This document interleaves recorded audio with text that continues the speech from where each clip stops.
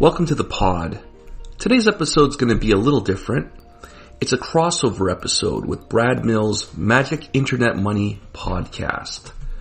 We'll be interviewing Fred Pye, the president and CEO of 3iQ, about their stock offering Qbtc. For Canadians, you can put Qbtc in a TFSA or an RRSP, gives you exposure to Bitcoin. And we're going to get a few of our questions answered. Enjoy the show. We're here with Fred Pye and Mike in Space. Welcome to the Magic Internet Money podcast / late night Sunday stream / Mike's podcast. Yeah. Great Minds podcast. So we had a lot of questions, mostly basic questions, but also some sort of like questions about why does the fund move around and stuff. But basically, this was kind of a random thing. Mike and Fred were like, "Hey, we're gonna do a chat," and I was like, "Can I join?" so the three of us are talking about the 3iQ Bitcoin fund. People have been asking a lot of questions, and Mike was approaching us and asking. And I've been following Mike for a long time, and obviously, you two, Brad, as good friends. And I just said, let's we don't do our customer service on Twitter, but I figured, let's just, explain really how a closed-end fund works, what people should be looking for, and what they should expect from the fund in the future, right? Because for all the work that we did, it's unbelievable what we created and the battle we went through. And now we've just got to make it the best thing ever. And that's going to take some work. It's not going to happen overnight, but it's going to take some work, but we're really excited. Brad, before we get any further in, do we want to make any disclosures? Personally, I'm a Qbtc holder, so I just wanted to disclose that. Nice. Yeah, and I need to disclose, I've talked about it on Twitter before, I'm invested in the 3iQ company. So I'm a shareholder in 3iQ, and I hold the Qbtc in my personal tax-free savings account. And I don't like Ethereum very much. So I was frustrated when I heard that there's going to be an Ethereum fund, and everybody knows that. But those are my disclosures. I got excited about 3iQ because I wanted to have the ability to get price exposure, because all the Americans were getting it with Qbtc. Yeah. There's a lot of great differences between us and Qbtc, which hopefully we'll address those and get through those tonight, because we've really, as I said, we worked really hard to get to this, to get to this position where we are.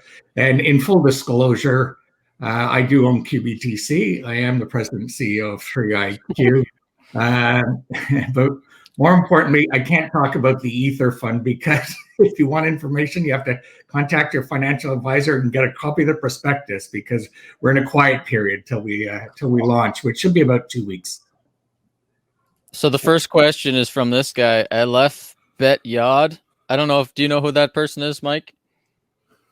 No. Yeah, well, he was asking about the Ether fund, and thankfully we're not going to be able to talk about it because I don't really want to. Oh, we can chat a little bit. Oh, it's Rocket Fuel. Okay, he's a popular Twitter and Telegram. Yeah, Telegram mainly. I don't know. Is he on Twitter? Yeah, I guess I didn't recognize the username on Twitter. So how do we get started? Like, what did you want to talk about, Mike? I've got copious notes here. So if you wouldn't mind, let me just go through a few of these, and then we can open it up to like a more general discussion. So let's start off. Fred, how did you get into Bitcoin? I got into Bitcoin kind of like 2014, 2015. I was managing. I was, with Jean-Luc Landry at Landry Investment Management. We had a multi-asset momentum portfolio, and really simple fund. But out of investment advisors deal with 16 asset classes, and we said we just want to own the best 7 all the time.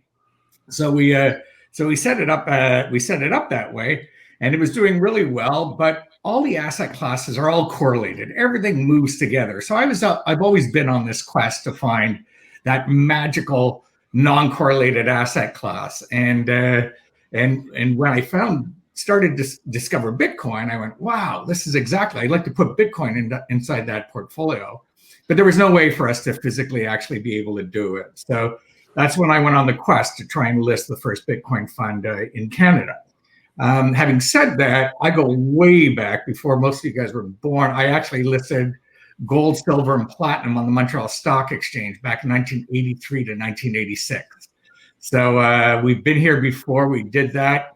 When we launched, when we were trying to list gold on the Montreal Stock Exchange, they said, list gold? Are you kidding? He said, it's got non-traditional custodians, it's volatile, it's speculative, and it's used for drug purposes. Why would we ever list gold? So fast forward 40 years later, gold's one of the biggest trading ETFs in the United States. And I just said, wow, this is going to bode very well for Bitcoin. So we got really excited about setting this up. That's good. So for the longest time, I've been looking for a product like Qbtc that would give me, like you mentioned, exposure to Bitcoin, but within like a tax-free vehicle like a TFSA. For non-Canadians, that's a tax-free savings account where you don't have to pay capital gains on the profits, right? I do have some Bitcoin from the 2013, 2014 era. And so my cost basis at this point is practically zero. I mean, and I kind of dread selling because of the tax burden at this point. So, I mean, I've been looking for something like Qbtc for a long time. I looked into Grayscale, but when I was looking into it, it looked like you need to either be accredited or it was just ineligible for a TFSA account. So then when I saw Qbtc, right away, I think May 2020 is when I invested, put some money in there. But so the thing that I kind of struggle with a bit, and you've heard this probably over and over, is I don't quite understand the NAV premium. That's the premium above the net asset value on Qbtc, and how that can sometimes lead to like a divergence between the prices of Bitcoin and Qbtc. Like you'll see one day Bitcoin will be like, dropping and Qbtc will be like spiking up, or the reverse. And it's like Qbtc to this point, like I've seen it vary, the NAV premium vary from like 2% to 30% within the span of a few weeks. And it seems like almost more volatile than Bitcoin at a certain sort of. So it's like, I want exposure to Bitcoin, but I don't know if I want exposure to this NAV premium. So maybe you can explain a bit more about how that works. Yeah, so let me explain exactly how it works. And again, we get people writing us and people saying, well, how much Bitcoin's in your Bitcoin fund? Well, it's 100% Bitcoin. So every dollar is invested in physical Bitcoin that is custodied at Gemini. And if Bitcoin goes up 1% for the day, our fund goes up 1% for the day. Now, the stock market, people may say, oh my God, Bitcoin's on a run, and they're going to run my stock up 30%, right? And so then it trades at a 30% premium. So we don't want our fund trading at a 30% premium, because why would anybody pay $19,500 for Bitcoin, which is 30% above the $15,000 Bitcoin was at, right, when it traded at a 30% premium? That does not achieve the objective of me getting Bitcoin in everybody's RSP and TFSA and in every mutual fund in this country and every mutual fund around the world that we fought so hard to get. So what happens is when it trades at this big premium, we get a phone call from all the dealers going, I've got 10 mutual funds that want $100 million. I got 5 mutual funds that want $50 million. And they all come in, and so you do what's called an overnight offering. And we offer those shares at net asset value plus the expenses of the fund. So normally those transactions should not be dilutive. But Bitcoin trades 24 hours a day, and we don't know how much money is coming into the fund and how fast I can buy $100 million of Bitcoin, but it proves to be a bit of a challenge, and sometimes it's slightly dilutive. But when people think dilution does not mean the premium going from 35 to 7, okay? Dilution means that there's the actual exposure to Bitcoin gets reduced, and it doesn't. This owns 100% Bitcoin, And, the performance is exactly the same as Bitcoin, less the expenses to the fund. And to give you an example, last quarter, the net asset value was up 33.95%, and Bitcoin's return was 35.26%. So it was actually for 3 months, it was about one and a little bit less than the performance of Bitcoin. So the net asset value tracks Bitcoin daily almost identically. But then, as you're right, the premium had a low of 8% and a high of 32%. So well, in May, I think I got in around 2%. Yeah, but I've seen it recently as high as 30%. It's like, you know what? I don't mind a premium if it was consistent. Like if it's a 30% premium and it's always kind of hovering around 30%, I still have that Bitcoin exposure. But if it's going from 2% to 30%, that's a pretty wide right there. Yeah. So our objective is to have this trade as close to the real price of Bitcoin all the time. So It's no different than you opening up a wallet and trading Bitcoin on CoinSquare, or you doing, you buying our fund. Except ours, you can put it in your RSP and your TFSA. Now, Mike, I'd agree with you. The average Canadian should be willing to pay a 2 or a 3% premium to put it in his TFSA or his RSP, but not a 30% premium. So until all the market dynamics of liquidity, of volume, of access, until all of these issues get cleaned out, this fund has to get bigger. It has to get much bigger. It has to be very liquid. We used to trade, if we take a look at the end of September, we were trading about 68,000 shares a day. We're now doing 400,000 or 500,000 shares a day. So now it's more available. It's more liquid. We can keep track of the premium better. Right. But when people on Twitter were telling us, oh, I'm going to sell Qbtc and buy Qbtc because Qbtc is trading at a 20% premium and 3IQ Qbtc was at a 5% premium, I'm going, that trade does not work out well in the end. That's not the trade you make. You were going to sell a 20% premium and buy the one at 5. So if I'm trading at a 10% premium, Mike Novogratz is going to open up a Bitcoin fund in Canada and sell it at a 7% premium, right? So we've left the market has left the door open for Novogratz to come in and compete with us in Canada by doing that. So you raised a good point there. So I know that Qbtc was kind of a long time coming to market. Maybe you can share with us some of the regulatory hurdles you faced bringing this particular product to market, and if it is the product you wanted to bring to market, or if you had to make any sort of compromises in doing so. Yeah. So, and I guess Brad knows this because he's listened to me ad nauseum on some of these things. But when we started this process in 2015. We were looking at doing a reverse takeover, something like an Ether Capital or a Hive, do a reverse takeover of another fund, have a vote, get rid of the gold and buy Bitcoin, and then we would have had a product listed 3 or 4 years ago. But we chose to go through the front door with the Ontario Securities Commission. There was a guy by the name of John Mountain, really good guy. And John goes, "Hey, I'm not sure if I understand Bitcoin, but we'd love to be the first in the world to list it on a major market." And I said, "Okay, rock and roll, let's go." So we wrote the prospectus, and this prospectus was good to go after about 3 or 4 iterations in April of 2017. And all of a sudden, the Ontario Securities Commission goes, "Hang on a second, we can't list that fund." Because we don't know if Bitcoin's, they said, "You don't have the proper regulation." I said, "What do you mean I don't have the proper regulation?" He says, "Well, we're not sure if Bitcoin's a currency, a commodity, or a security." He said, "I don't care what you call it. I'm licensed to trade commodities, currencies, and securities." Like, it didn't matter. The OSC took a year to study the ins and outs of digital assets and then put terms and conditions on our registration as a money manager to restrict us on what we could and could not do.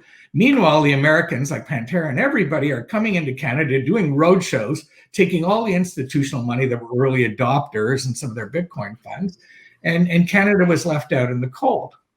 So Now we have this massive run up in 2017, and then the market collapses January to March 2018, and then they say, "Okay, you're good to go now. You can launch your fund." We go, "Yay, great!" So, anyways, we file it again in 2018, and we're ready to take it to market with John Mountain as our guy. And John Mountain gets a disastrous pancreatic cancer, and he dies in like a 3-week period. So the guy sponsoring us at the OSC is now dead. So we have to now wait a couple months for the new guy to come in, and the new guys come in and they go, "Yeah, we don't get this, so we're going to reject it." So the way it works is when a regulator rejects a fund such as ours, you're allowed to ask for full articulation of the reasons why.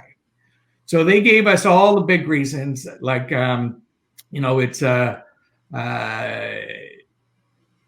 it's pricing or the custody. We can't get our head around the custody. We can't find a regulated custodian. You can't audit the fund. You can't audit Bitcoin. The price, it's subjective to market manipulation. It's volatile. You can't get a proper legal pricing for it. And then finally, they have this big stick that's called "it's not in the public interest." So anyway, so what we did is we challenged them. We took all of those and we went to Osler, and Sean Cumby did an amazing job with us. He worked hard with Osler to make sure that we could, I think there's something like 10,000 pages of testimony. And we went head to head with the OSC in a public hearing, basically a court hearing. And that was in the summer of 2019. And it wasn't until October of 2019, October 2019, that we actually got the go ahead. And the landmark victory that we made, the judge's statement was so powerful. It was the application that we made engaged the foundational concepts of securities legislation in Canada, meaning this fund had nothing to do about the merits of the Bitcoin fund, and it's not the role of regulators to approve or disapprove of the merit of the securities being offered. It's not up to the OSC to decide whether they like Bitcoin or not, or whether it goes up or goes down, or it's volatile or not. But they also said it's also out of the scope of regulators to immunize investors against loss, or it's not the job of regulators to ban speculation or risk taking. So the judge gave the OSC a big slap on the wrist. So then we went back. We were told in October that they had to approve it. But Canada has 10 jurisdictions, actually 12 jurisdictions. So now we got approved in Ontario. We had to get approved in all the other 12. So that took until January. In January, then you have to build what's called a syndicate. So we had to now convince all the banks to be part of our syndicate, which they all rejected. They did not join the syndicate. So then Canaccord was leading a syndicate. We're going into March. We go, now what else could possibly go wrong? I had cancer. This other guy died of cancer. We had gone to court. We'd done all of this stuff. And we said, on our risk profile, we forgot to put, beware of the upcoming global pandemic. So we had a $100 million book, in my view at the time. And when the pandemic came, the book went to zero, literally to zero. Every order was completely pulled. But we also owned something. We bought an old Bitcoin fund from a bunch of guys out in Vancouver, which was called First Block. So we bought the First Block Bitcoin fund, and they're shareholders of 3iQ as well. And we rolled that $15 million Bitcoin fund into our fund and got it listed immediately right away. But it was only a $15 million offering. So then when after the pandemic calmed down a bit, and then we had the halving, and that's when Brad and we were on Pomp's halving party, which is probably one of the most highlights of my Bitcoin career, was being on that halving party. Tone Vase. What's that? Tone Vase's show, yeah. Yeah, Tone Vase's show. Yeah. So it was so much fun. There were so many people there, and people I've met and spoken to. So everybody heard about Qbtc, and they came there and they said, open up again. And we did 50 million in that offering. But the problem is, within the period of the offering, Bitcoin went up 15%. Yeah. So that big an offering, we couldn't get that Bitcoin invested quick. So the way the regulators had it structured is you had 4 days in between when you raised the money and when you could actually deploy it. Which, with Bitcoin going up 15%, the fund took a 7% hit on that day. So then we raised another 15. So now what we have is what's called a base shelf prospectus. So 3iQ can now issue shares in the Bitcoin fund overnight every day. And we're about to have something that's called an at the market offering. So the fund itself can make the market in its fund. So if a mutual fund comes to me and they say, the Bitcoin fund is trading at NAV plus 3% right now at $20.50.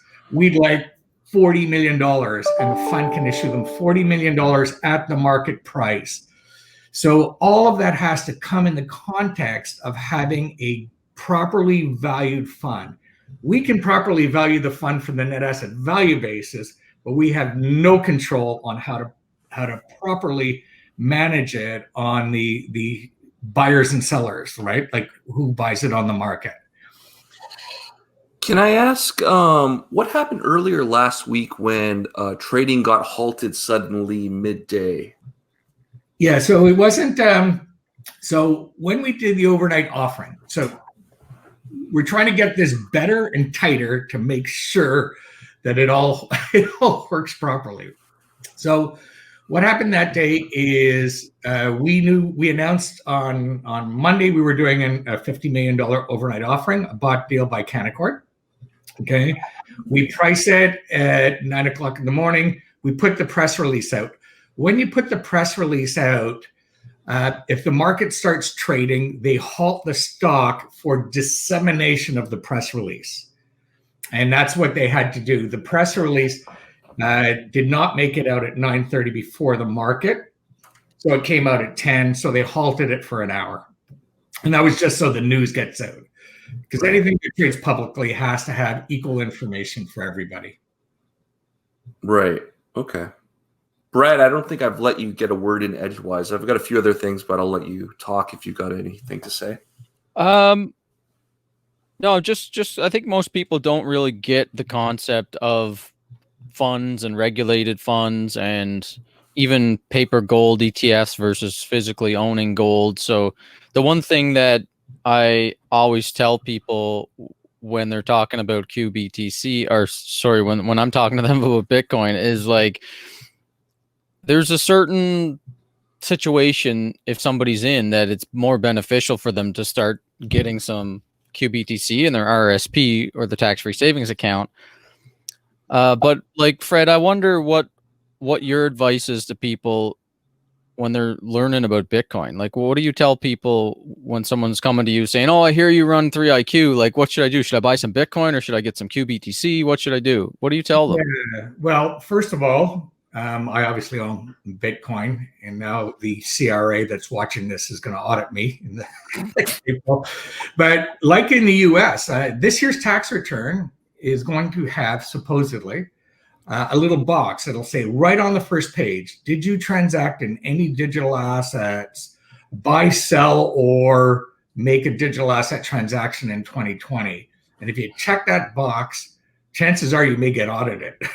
So, and you can't lie on your tax return. So you're going to check the box, but it's going to be a bit of a shock to people, but that doesn't mean that's not a good way to own it. So yes, I have, accounts at pretty much every exchange and in Canada to support the infrastructure in Canada.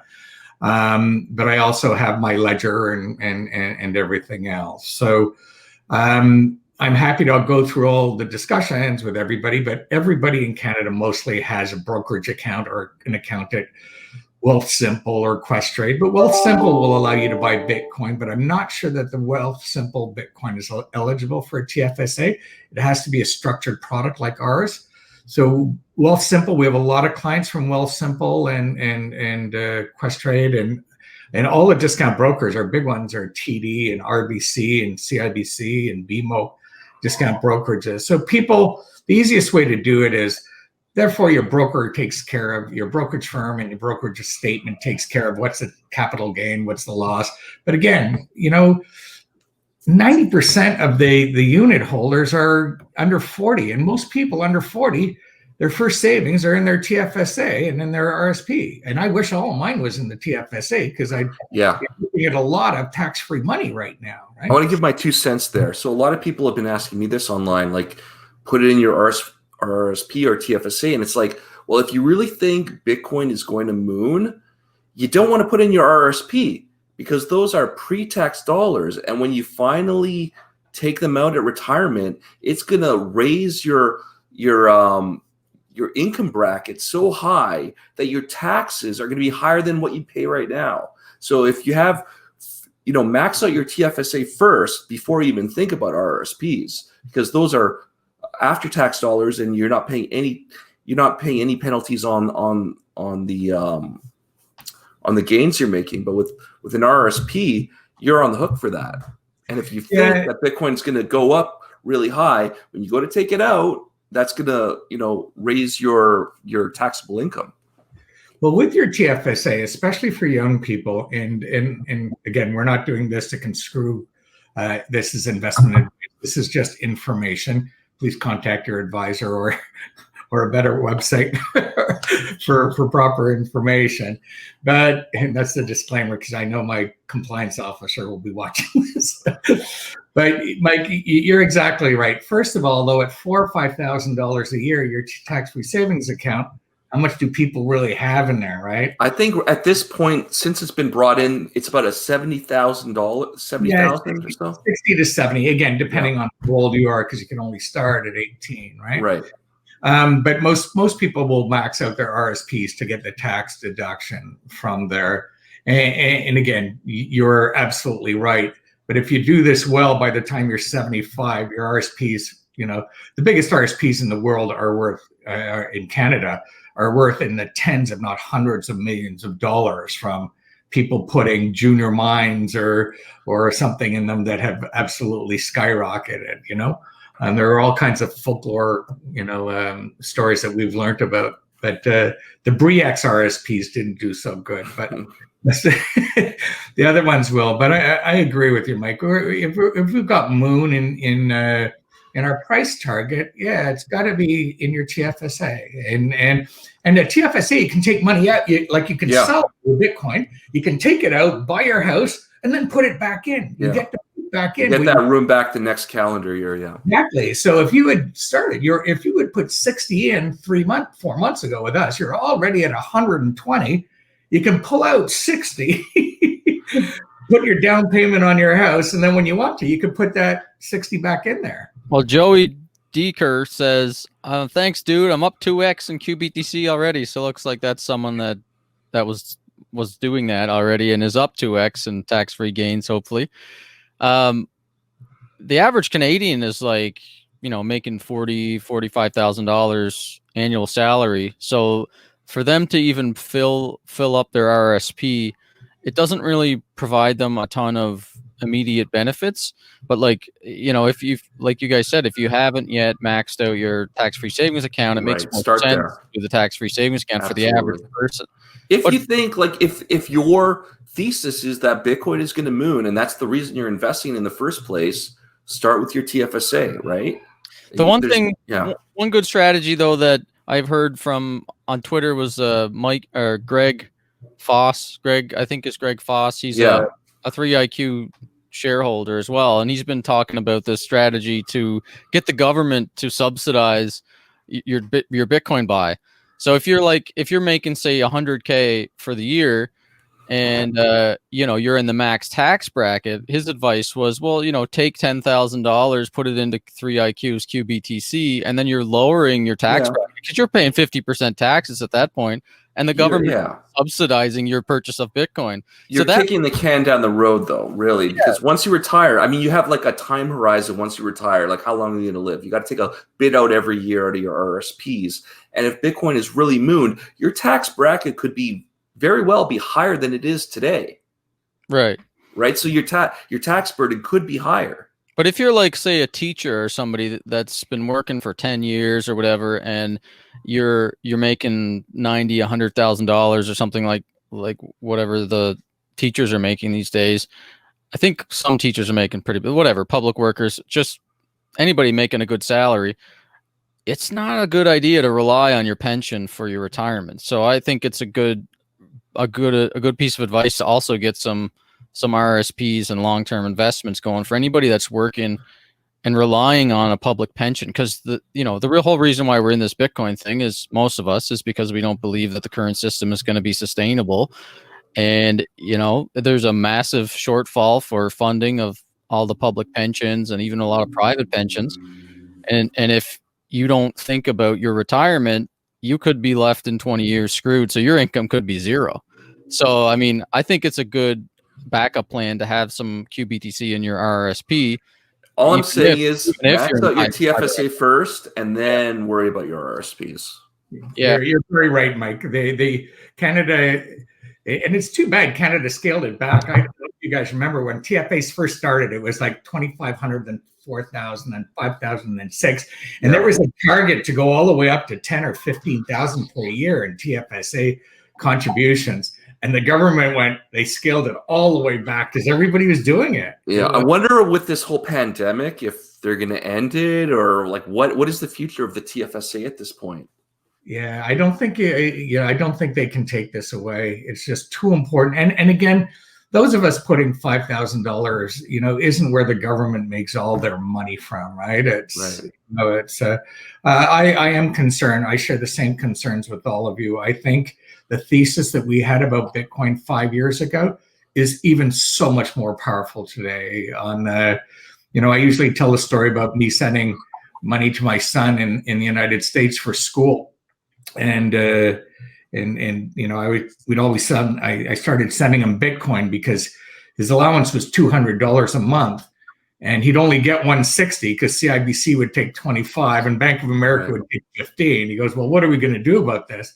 So I told him to open up a Bitcoin wallet at Coinbase, and so the first month I sent him $200, and it goes bang, and he goes, "Wow, that was fast." So then the next month I only sent him 190.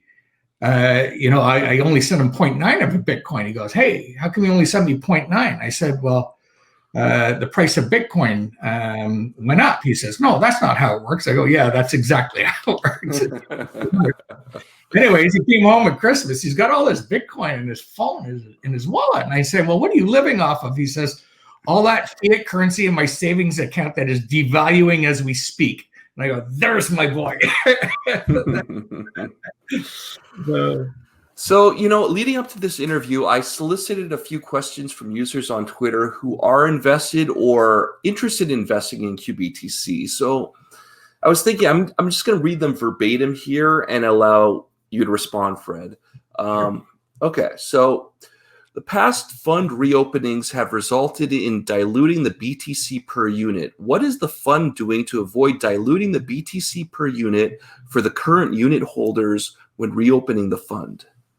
Yeah, so every time we reopen the fund, we strive to make sure it's not dilutive in units per Bitcoin. So the one that we did last week that closes tomorrow, that'll show up tomorrow, the actual Bitcoin per unit will have gone up. So out of the 5 offerings that we've done, it's gone down 3 times and it's gone up twice. We will be the quicker the processes with the regulators, with the TSX, with the underwriters, the quicker that process gets, we can buy $50 million of Bitcoin in 6 minutes, right? I mean, that's not the issue, and we can be hedged. The fund is now big enough to hedge any offerings that we do, and so we have to hedge. We have to do it right away to get better. Now, when we do our at the market offerings that'll start in December, those will be, let's say there's a 7% premium and there's a $40 million offer that goes through. Okay, out of that 7%, 5 of it probably goes to current unit holders of the fund. So now the current unit holders, their Bitcoin per share are going to start skyrocketing and growing as the fund gets bigger and starts to become accretive. So there's so many things that are so exciting about the at the market offering that we're going to be able to do, that all of these guys that are skeptical on one trade here, and there are a lot of really smart people following this very closely. Okay, they'll see that all of a sudden, holy smokes, the Bitcoin per unit starting to increase. That ATM must be kicking in, and it's a win-win-win for everybody. Sorry, this at the market offering, is this separate from Qbtc? It's an at the market offering of Qbtc. Okay. So in the stock market, we have something that's called at the market on close. So if the shares are trading at $20.50 at the market on close, somebody can come in and go, I want 30 million at the market on close. And if 2050 is a 4% premium, a big chunk of that premium goes into the fund to benefit current unit holders, which it buys more Bitcoin for everybody. Okay. So they just have to be a little patient. They have to understand this has never been done in the context of what we're doing. We're trying our best to get it there. All I can tell you, as I said, if you go back for the last 3 months, we're 20 basis points away from the actual price of Bitcoin, which has been a great deal. So, like, what kind of a dilution was there? How much percentage-wise of Bitcoin holdings per share was it? Like 5% dilution, 2%, 30%? Like, what was the? Yeah, no. So it's tiny. I'll tell you. So I'll give you an example. And I have it. I just have it all here. Bitcoin per share. Okay, Bitcoin per unit was 0.001123. Okay, then it went to 0.11507. Then it went to 11300, and now it's 11154 or 56. So it's in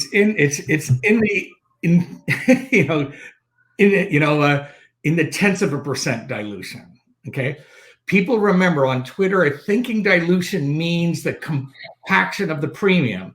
So on November 17th, our premium was 35%. On November 4th, 35%, and it fell to 7%, right?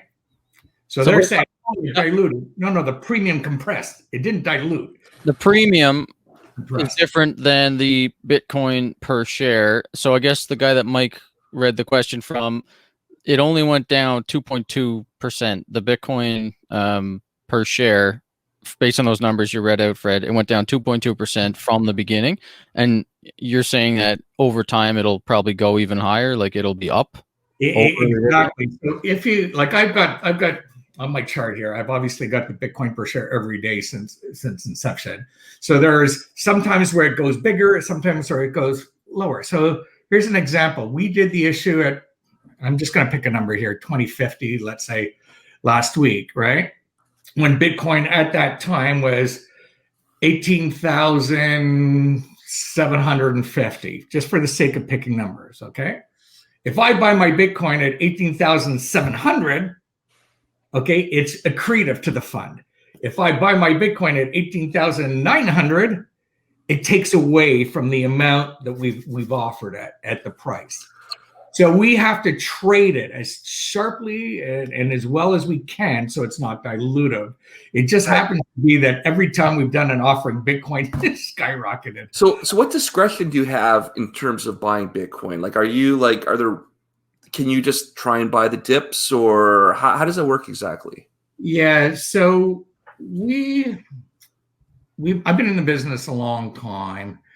We're trying to reduce the risk of what we're trying to do. So we want to hedge. If we're going to do an offering at Bitcoin at 18,500, I need to get as close as I can to 18,500, either through hedging, through our OTC desk trading, through any number of ways, futures markets. I've got to try and make sure that that's as close as I can get to. But you saw what happened this week. This week, Bitcoin went from 18.2 to 19.4, okay, and then down to 17, right? When we saw it down to 17, we were going, oh, oh, dude, if we had just held on and bought it. So you are actively trading, like you are. We're buying it when the money comes in. Like as soon as it comes in, you're buying it when the money comes in, or you're actively trading? No, we don't actively trade it. We actively buy it when you're not trying to hold back and buy a dip or anything like that. No, because again, most of the time, the buyers are coming in when Bitcoin's on a run on the way up, right? Right. Very few times do we have people coming to us say we want $20 million because the price of Bitcoin is collapsing. So, right. So we will, again, if we issue shares at 18,800 and I got to pay 19,400, it's going to be a little dilutive to the current unit holders. And again, it goes the other way as well. What we're saying is now with our hedging capabilities, we can really take this down to the finest tune. And the one we did last week will be accretive. But with the at the market, it should be accretive and should continue to go up again. Okay. Mike, do you mind if I ask a question here? Go right ahead. Okay, so someone said here, hey, Sully, I came from Twitter. This is what Sully says. Is the tax-free trading only in Canada or also Europe? And is it done in a retirement account or normal? So that's a question I don't know the answer to. Yeah, so whatever country they are in Europe, okay. Now we are listed in Gibraltar, and we are filing for an application to list in Dubai, and then look for our fund to go to places like Australia, Hong Kong, Singapore, Switzerland, London, and ultimately New York. So we want our Bitcoin fund to trade 24 hours a day. If their retirement account, and let's say the guy was calling from Switzerland, if the retirement account regime in Switzerland, of which I do not know anything about, if they allow you to buy Canadian stocks that are listed on the Toronto Stock Exchange because it's regulated, the answer is yes, it should be available for their retirement accounts. Now, Canada, you cannot put Qbtc in a retirement account because it's not on a regulated exchange and it's not a regulated product as such. There is no prospectus. They do not publish their expense ratios. They do not publish a lot of stuff, behind the scenes on Qbtc because they're not prospectus and they're not required to. So we know that you can put our fund in retirement accounts in the U.S. and in Canada, but we don't. You can't put them in Canada. U.S. ones in Canada. And this is kind of another follow-up. Someone else was asking, like, how many Bitcoin are currently under management in the Qbtc fund? Not including the 55-60 million we bought last week. There's some so November 23rd, there was 13,771 Bitcoin. So that equates to about $253 million US. So today it would be over $300 million US. Yeah, 400 million. 400 million, Brad. We're on our way, buddy. Wow. Yeah. I guess that helps that Bitcoin price has gone almost 3x since the beginning of the year. Yeah. This is so funny for a money manager. It still went up too fast. It's like I always tell everybody, you know what? When it comes to dollar cost averaging, we're the only ones that actually want to keep the price low. We don't mind if you give us all the returns, like 3 years from now. On the next halving, we'll bump from 20 to 50. But let's just hang around 20 here for a while so we can all save our money and put it in the account. So how do you custody the Bitcoin? It's all at Gemini, Okay. deep storage at Gemini. We use all the same banks, Silvergate Bank. Most of our trading's done at, the big OTC desks, which include Genesis. We have such a great network of people, running the stuff that we're doing. And again, my battles right now are with Canadian regulators to allow me to use Canadian infrastructure. I cannot use a Canadian exchange. I cannot custody in Canada. I cannot use a Canadian trading desk. And we're going like, what's this? And then, it didn't make any sense. So it's very frustrating, but we need to get this Toronto crypto network. I got $300 million here. Let's keep this in Canada and let's promote our jobs, right? So Yeah, absolutely. So I've got a couple more from the mailbag. Will you keep performing offerings to compress the premium on the units? We do offerings not to compress the premium on the units. We do offerings because we have significant institutional demand that will pay a certain price for it. And that price right now is somewhere around NAV plus 5, which is a very reasonable premium for a Canadian to pay. But if, an institution is not going to buy on the market and pay a 15% premium, we do not want a 15% premium on this fund. If you want to buy a fund with a 20% premium, go buy Qbtc. But you don't want to pay 20% more for your Bitcoin. Right. Yeah. So can we have more accounting transparency on how the 1.95% management fee is taken from the fund? Yeah. So it's taken from it's accrued daily of 1.195% divided by 365. So it comes out every day. So when I take a look at any kind of given day, Bitcoin was down 1.34%. I was down 1.36%. Bitcoin was up, 3.84%. I was up 3.81%. It's a tenth of a cent a day or something. So. Okay. Where do you think the price of Bitcoin and by extension Qbtc is going in the next, say, 12 to 18 months? I just told you I'd like to see it at 20 still. Yeah. What was shocking was that Citigroup study that said we're going to have $335,000 price Bitcoin.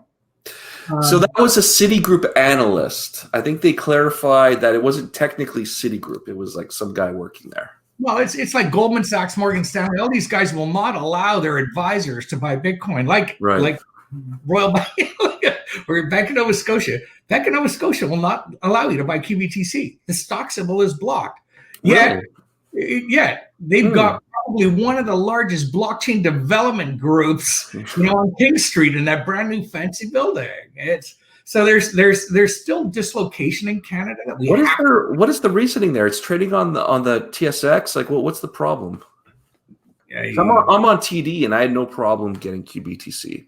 No, but they're not part of the syndicate yet. I think TD is one of the most progressives. Obviously, CIBC is. They just did another deal, and BMO backed them. But the reality is we are working very hard with them. There's a training course now, so investment advisors can actually take what's called a Know Your Product course. So they can take a KYP course to learn about Bitcoin, to be able to advise their clients properly on Bitcoin. I must do 10 webinars a week, 15, 20 webinars a week to offices, branch managers, investment advisors. And I really break down Bitcoin to probably one of its simplest things, Mike. And I'm going to leave you on this because I do have a 9. But I equate Bitcoin to email. Okay. Email is unsecured movement of information. Bitcoin is secure movement of ownership, value, title, or money. Okay, that's the secure value transfer protocol. The internet is nothing more than internet protocols, okay? Computer protocols, from voice over internet protocol, all these protocols. But imagine if when email was invented, they said, you can use our internet, you can use SMTP, our simple mail transfer protocol, to send an email to somebody, but it's going to cost you 1/10,000th of a dollar, okay? How rich is the guy who was collecting that 1/10,000th of a dollar since 1982 on every email ever sent? $1 gazillion, right? Well, to put a transaction on the Bitcoin blockchain, which is secure movement of value, ownership, title, or money, you're going to have to pay 1/10,000th of the value of the transaction in Bitcoin. And Bitcoin has a use case more powerful than anything that's ever been invented. And that's where I leave people and they go, you got to be kidding. I said, no. That's what it is. You're paying to put a secure transaction on the internet. And all money's going digital and people can be in denial. And we'll do another one with stable coins, and they should all be on the Lightning Network, on the Liquid Network. That's part of the Bitcoin blockchain, but we can talk about that later. So thanks, Fred. I got another minute, but Thank you for talking to us, Fred. It's been very illuminating. Well, it's my pleasure, Mike, and I we'll want have to do another one. Yeah, I want everybody to know what we're here to do. You know, we're trying to bring Bitcoin to the masses in a tax-free, a nice savings way, not just for Canadians. We're going to take this around the world. Canada's going to be known for having the biggest, most powerful Bitcoin fund in the world, and that's what we're here to do. So, thanks very much for your support, both of you. Thank you. It's been great talking to you. Thanks.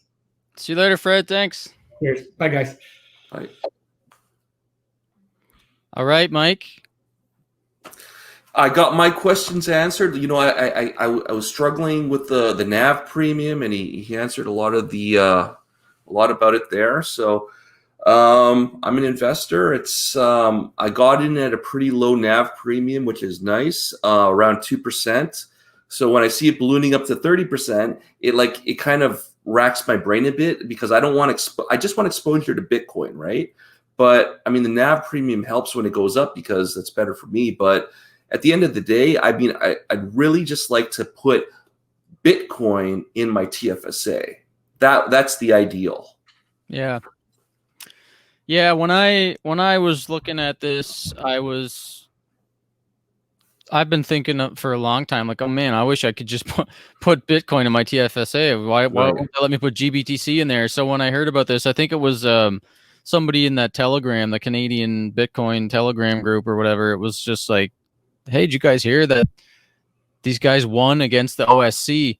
They won their fight. And I was like, what? I did not expect that was going to happen. I didn't expect that 3IQ was going to win the fight against the Ontario Securities Commission because of all the problems all the U.S. funds had for years and years and years.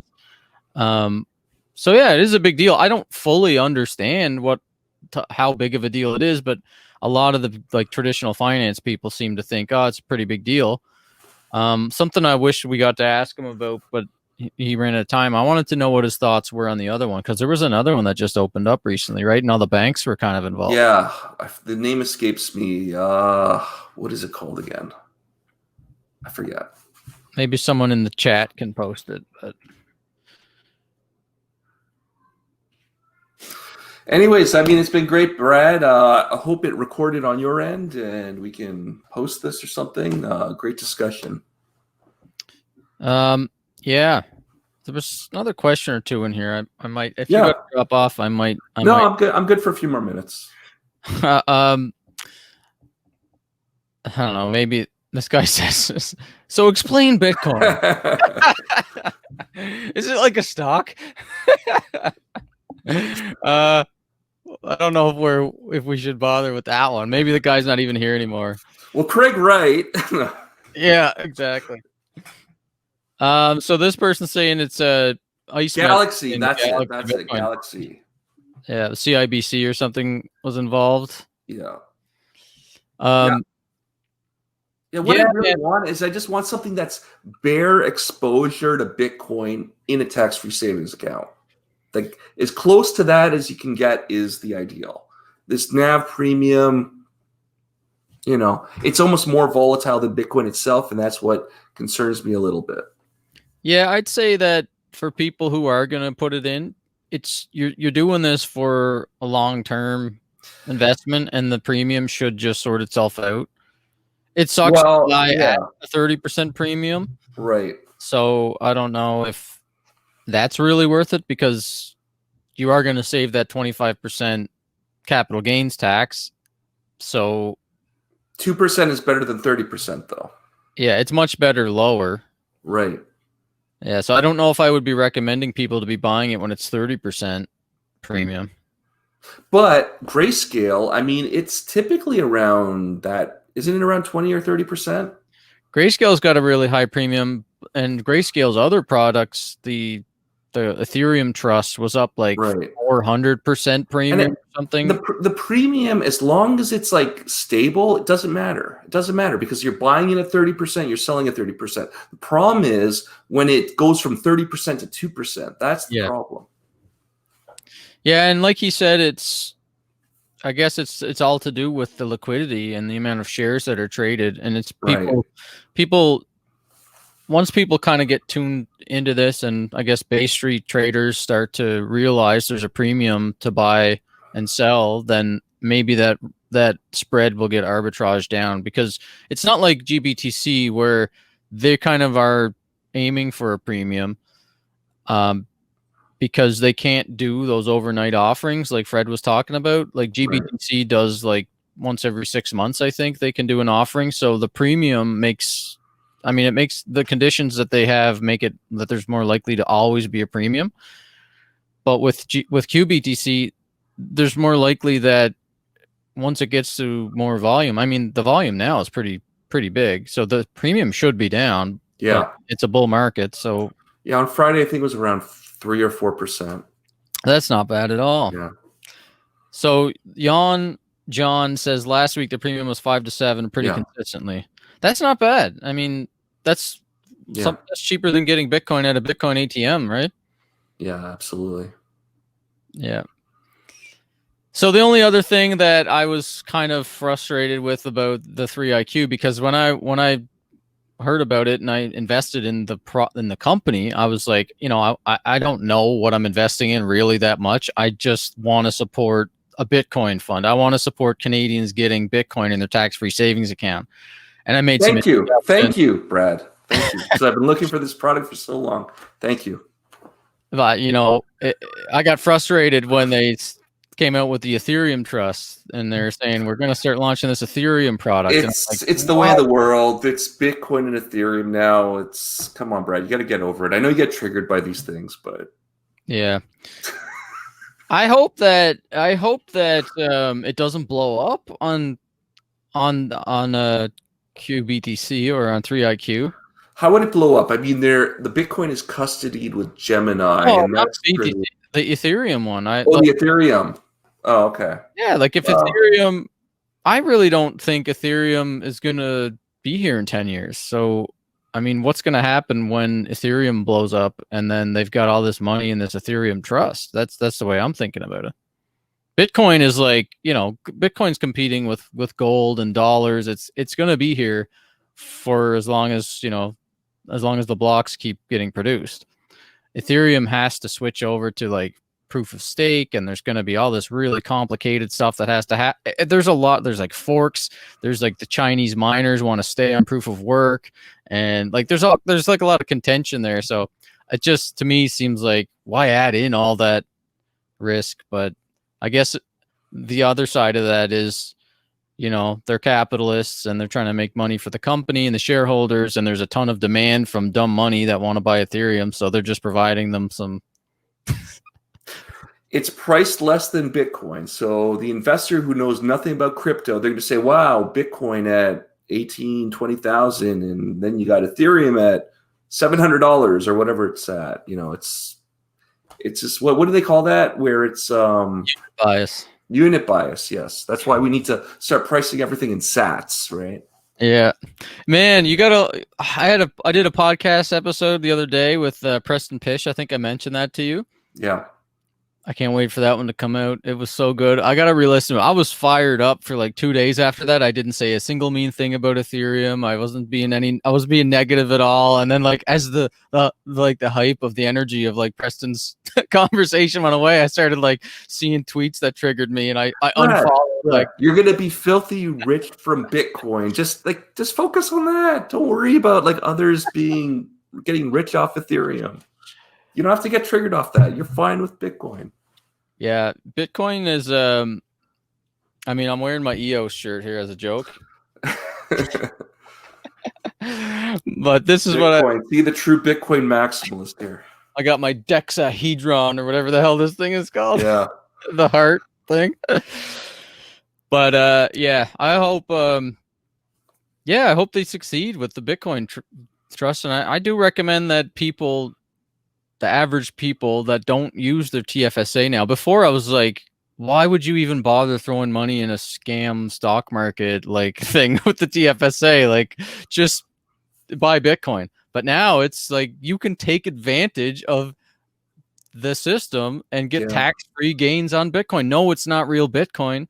Yes, you should have real Bitcoin. This should, like the QBTC ticker in their TFSA shouldn't be your only Bitcoin. It's just a one way for you to get a way to game the system Yeah. and get tax-free exposure to the price of Bitcoin. So like everybody should do it. Absolutely. Yeah. So I guess we should probably end it there. Thanks everybody for tuning in. If you want to follow Mike on Twitter, it's at Mike in Space. And you said you have a new podcast?